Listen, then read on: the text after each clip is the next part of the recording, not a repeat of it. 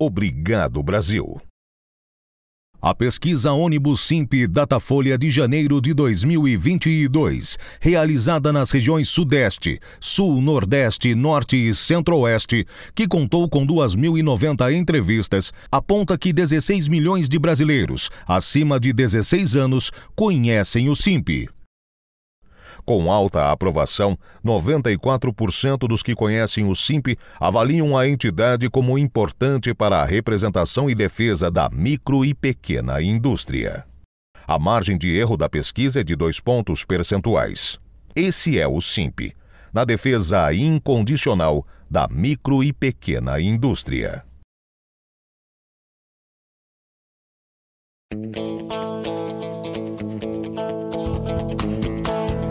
Começa agora o programa Hora e a Vez da Pequena Empresa, sempre levando para você muitas informações e atrações. Confira!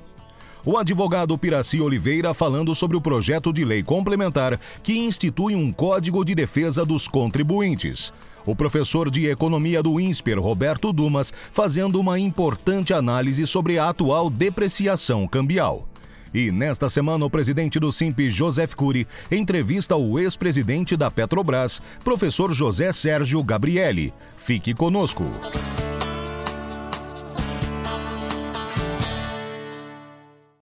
Olá! No encontro de hoje falaremos sobre um projeto de lei inovador que traria para o Brasil a figura do chamado Código de Defesa do Contribuinte. Então, nós, pagadores de impostos, passaríamos a ter um texto legal que traria um rol de direitos a favor do contribuinte e de obrigações muito mais brandas em relação ao Estado. Muito bem, basicamente, essa nova legislação, que é baseada no código existente nos Estados Unidos, traz a figura do bom pagador, primeira grande inovação. Então, vai passar a dividir os contribuintes. O bom pagador, aquele que obviamente tiver um rating oportuno, não é um sonegador de imposto, não tem impostos em atraso, ele terá alguns benefícios bastante importantes. Ele terá, por exemplo, algum tipo de desconto, ele terá um canal direto para tratar de dúvidas com o Estado, ele terá prioridade no atendimento com a fiscalização, portanto, benefícios gerados para o chamado bom contribuinte, o que é algo bastante oportuno. Da mesma forma, há novas regras que os auditores fiscais, em todos os seus âmbitos, teriam que admitir. A primeira delas é que em qualquer tipo de decisão administrativa tributária, o empate traria a decisão em favor do contribuinte, como já acontece hoje no CARF, não é? Então, obrigatoriamente, os tribunais administrativos teriam que adotar essa regra, havendo julgadores em número par, 3 votando a favor do contribuinte e 3 do Estado, o contribuinte estaria então absolvido pelo princípio do indúbio pro réu, que é muito importante. Traz também regras de extinção de punibilidade na esfera criminal. Hoje, a regra é muito ampla. Basta que o contribuinte efetue o pagamento do tributo em qualquer fase do processo, mesmo que já transitado em julgado, o aspecto criminal, que extingue-se a punibilidade. Com o novo código, haveria uma regra um pouco mais severa contra o contribuinte, mas uma coisa mais justa, o pagamento do imposto deveria acontecer até antes da denúncia criminal. E também só seria extinta a punibilidade se houvesse um contribuinte não reincidente. Então, aquele que é o devedor contumaz perderia, inclusive, esse direito. Uma outra regra que também é bastante, ainda causa dúvida e debate no âmbito legislativo, na criação da lei, é a possibilidade de responsabilização dos auditores fiscais por autos indevidos, autos que são depois revertidos na esfera administrativa. Então, havendo um auto que sabidamente é indevido, que obviamente com o andamento do processo administrativo ele é anulado, haveria então a responsabilização do auditor fiscal. Parece-me um pouco profundo demais, talvez isso acabe não acontecendo, mas está lá anotado. Termina também com o bônus por autuação. Então é uma reclamação antiga dos contribuintes que os fiscais tenham participação, entre aspas, naquela autuação efetuada. Isso geraria a famosa multa, indústria das multas, então isso também cairia. E por fim, a redução da multa máxima. Ainda se discute qual seria o patamar. Hoje no Brasil é 225%, cairia para 200%, que ainda é muito elevada. Esse projeto de lei está em fase bastante evoluída no âmbito do Congresso. A gente acredita que nas próximas semanas, mais um mês, 2 talvez, esteja já para ser sancionado. Como dito, é algo extremamente importante, em especial para aqueles que são conhecidos como bons pagadores. Nesse programa, nesse espaço, traremos o aprofundamento desse assunto que é tão caro a todos nós, contribuintes desse segmento. Até a próxima.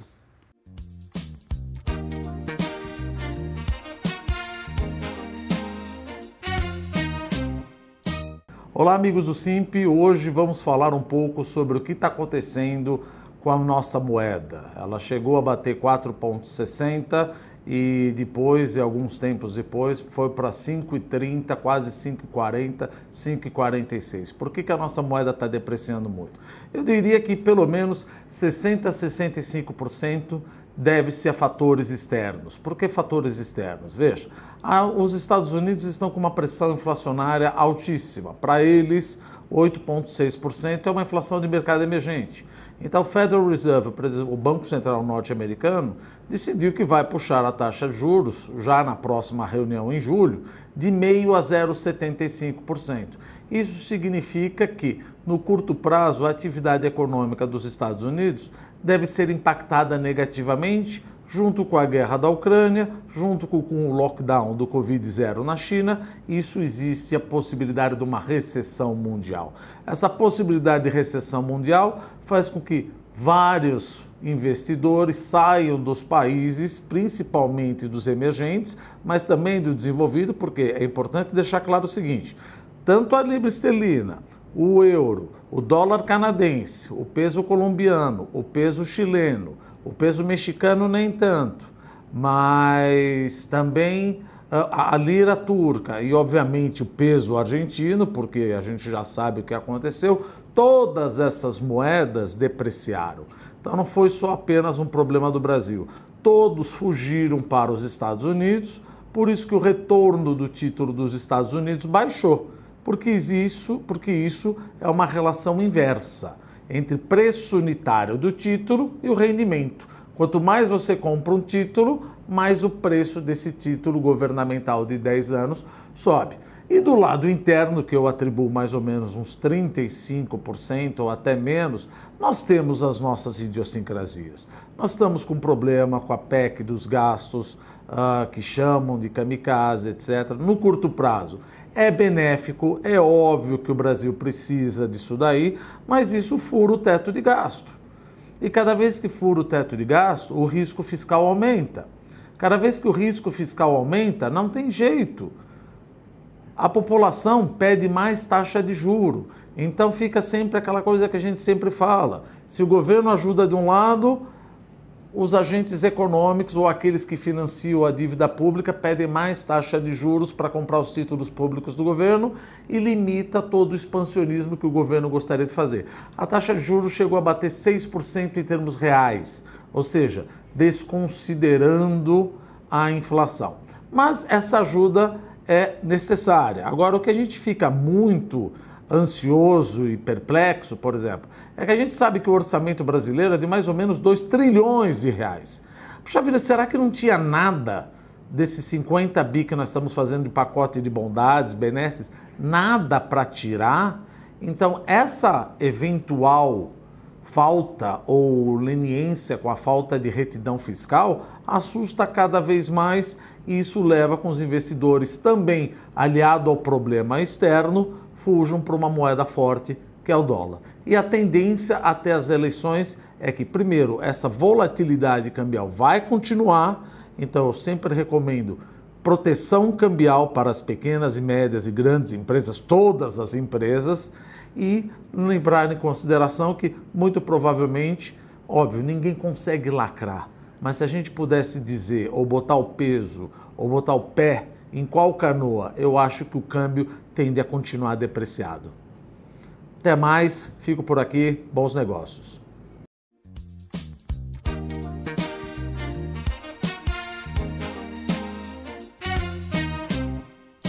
Você sabia que a urna eletrônica foi criada e desenvolvida no Brasil, tornando nossa apuração de votos exemplo para todos os países? Se somos respeitados em todo o mundo, por que comprar produtos importados? Compre produtos fabricados no Brasil. O mercado interno cresce, sua empresa agradece e seu emprego permanece. Uma campanha Simp, Sindicato da Micro e Pequena Indústria do Estado de São Paulo. Entrevista da semana. O nosso convidado de hoje é José Sérgio Gabrielli, ex-presidente da Petrobras. É um prazer tê-lo conosco. O prazer é meu, Curi. É um prazer conversar com vocês. Vocês, evidentemente, que representam um segmento importante, pequenas e microempresas no Brasil. É um prazer conversar com vocês. Muito obrigado.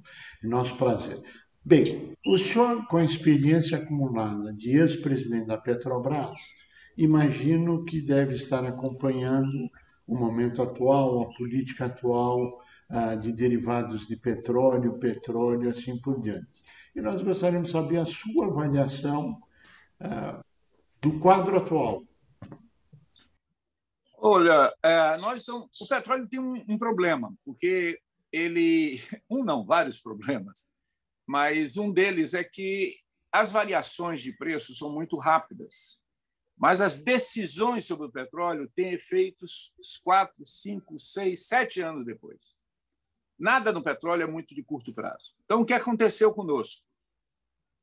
A economia brasileira deixou de crescer, tem 7 anos que praticamente não cresce, e nesse período nós tivemos, aliás, até positivamente, porque o problema não se tornou muito grave, um crescimento também medíocre da demanda de derivados de petróleo, ou seja, a demanda brasileira de gasolina, de diesel, de querosene de aviação, de gás de cozinha, de asfalto, de todos os derivados do petróleo, cresceu, mas cresceu pouco. Porém, nós tivemos 2 decisões de política econômica muito sérias no que refere ao petróleo. Primeiro, nós paramos a construção das novas refinarias. A última refinaria brasileira construída no Brasil, antes da refinaria Abreu Lima, em Pernambuco, a refinaria do Nordeste, que foi inaugurada em 2014. Antes de 2014, a última refinaria brasileira foi construída em 1980. Então, de 1980 a 2014, nós não fizemos nenhuma grande refinaria no Brasil. Em 2014, nós fizemos metade de uma refinaria.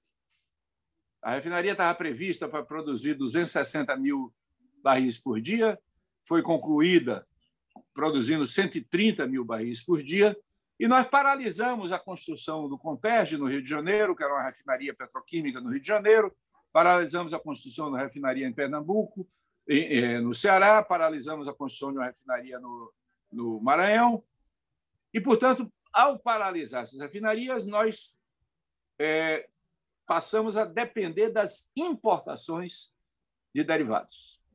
Sim. Ao mesmo tempo, a Petrobras resolveu puxar o freio de mão das refinarias existentes. E a utilização da capacidade instalada no Brasil chegou a menos de 65% em algumas delas, exatamente para viabilizar a entrada de importadores de derivados.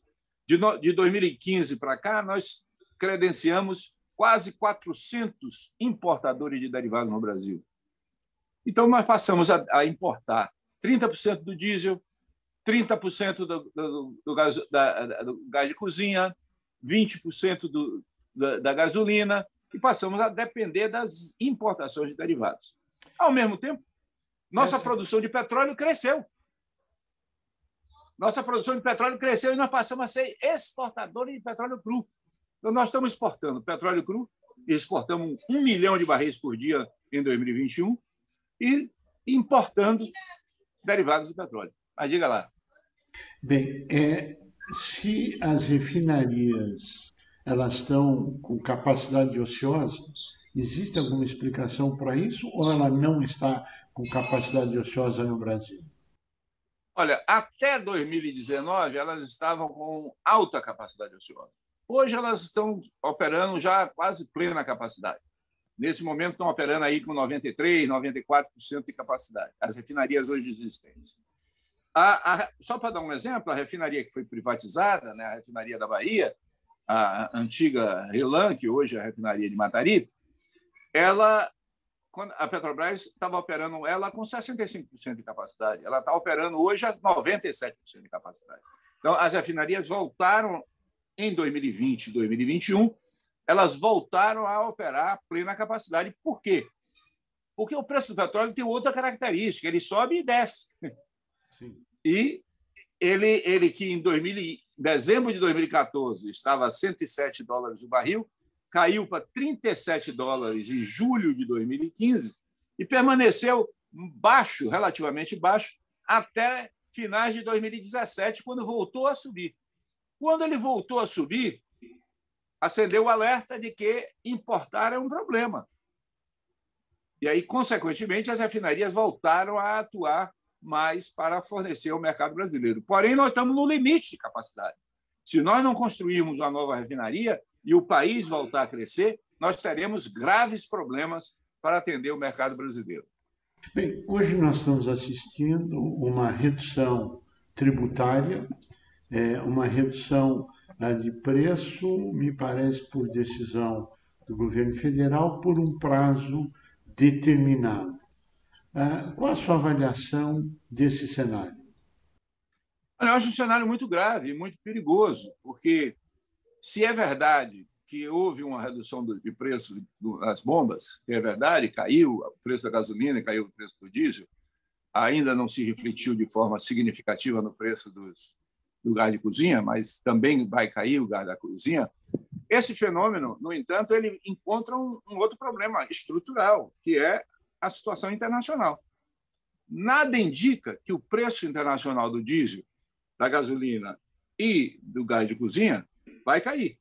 Ao contrário, tudo indica que nós teremos, no segundo semestre de 2022, uma pressão de aumento dos preços internacionais, porque os estoques comerciais nos Estados Unidos estão muito baixos, porque a demanda no início do inverno americano aumenta e não diminui, e aí, consequentemente, a produção não está crescendo porque a Europa está interrompendo a importação de petróleo da Rússia por causa das sanções contra a guerra da Ucrânia.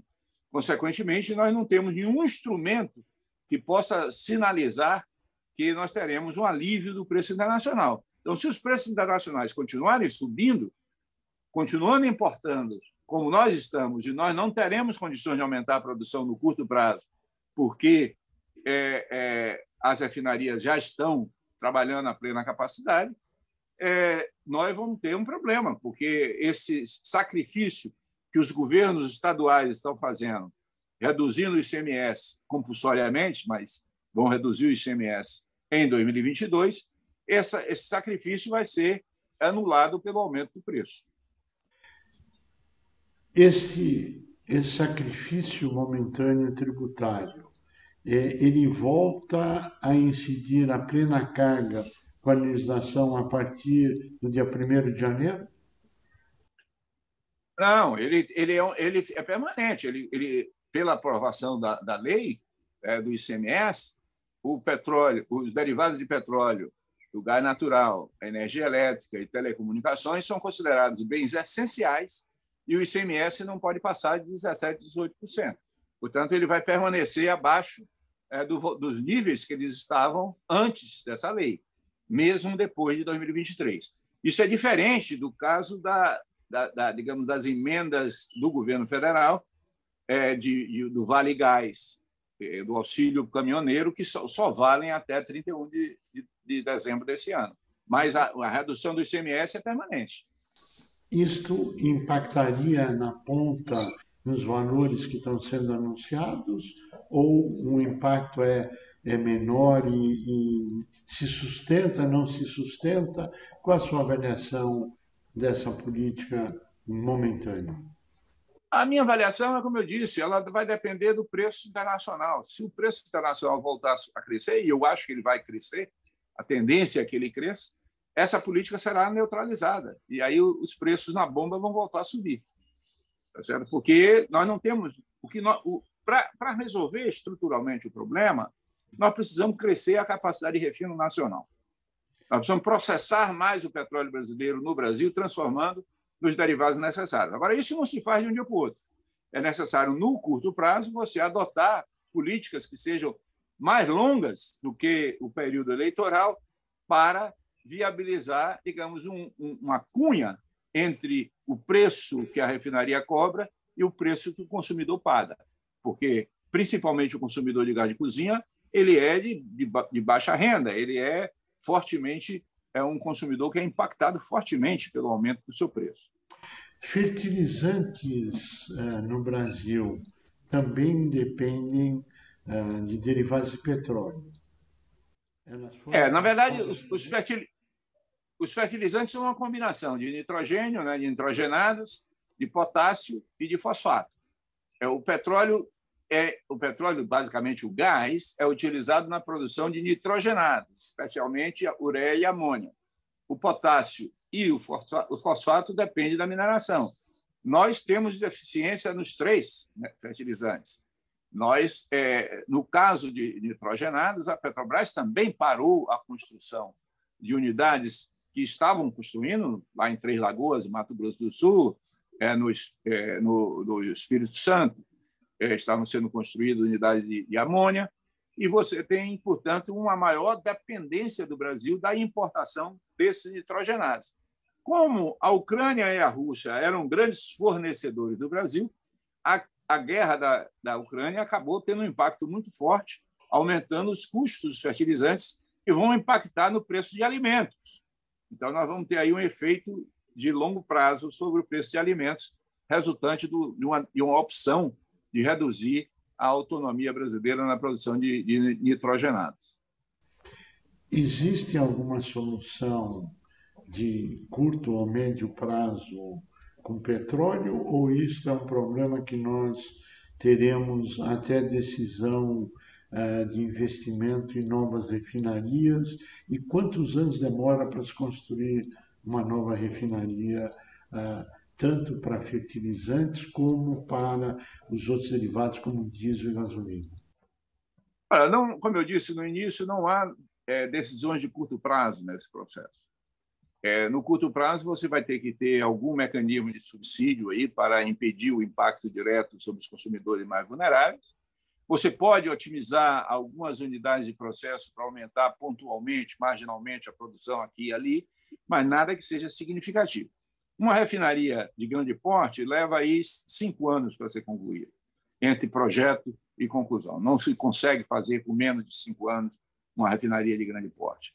Uma unidade de fertilizante, como nós temos uma unidade de Três Lagoas que está bastante avançada, se eu não me engano, tem 85% construída, pronta, essa pode levar aí talvez 2, 3 anos, e se é possível você começar a produzir fertilizantes daqui a 2, 3 anos. Mas, no caso de fertilizantes, há uma outra tecnologia, que é uma tecnologia que ainda é experimental, que é a utilização de rochas, né, a chamada rochagem, que é essencialmente a trituração de rochas que sejam fortes, intensivas, com grande conteúdo de potássio, de nitrogênio, de potássio e de outros microcomponentes que podem ser usadas. Essas rochas podem ser quebradas e trituradas e serem usadas em substituição aos fertilizantes, com resultados de mais curto prazo. Nós chegamos ao final do nosso tempo a pedir as suas considerações finais. Eu acho que é importante chamar a atenção de que a crise atual mostra, e a crise não é só brasileira, mostra que o petróleo e o gás natural são problemas de segurança nacional, são problemas de segurança energética, e o mercado livremente não vai dar soluções para isso. Se não tiver uma política de Estado, se não tiver uma política de governo para garantir a segurança energética, nós ficaríamos reféns das flutuações de curto prazo do mercado internacional de petróleo. José Sérgio Gabrielli, nós queremos agradecer muito a sua participação, todo o conhecimento acumulado e a honra dessa entrevista. Obrigado pela sua participação. A você que esteve conosco, o nosso mais profundo agradecimento. com a certeza que estaremos juntos na semana que vem. Até lá. Obrigado, Brasil. A pesquisa Ônibus Simp Datafolha de janeiro de 2022, realizada nas regiões Sudeste, Sul, Nordeste, Norte e Centro-Oeste, que contou com 2.090 entrevistas, aponta que 16 milhões de brasileiros acima de 16 anos conhecem o Simp. Com alta aprovação, 94% dos que conhecem o Simp avaliam a entidade como importante para a representação e defesa da micro e pequena indústria. A margem de erro da pesquisa é de 2 pontos percentuais. Esse é o Simp, na defesa incondicional da micro e pequena indústria.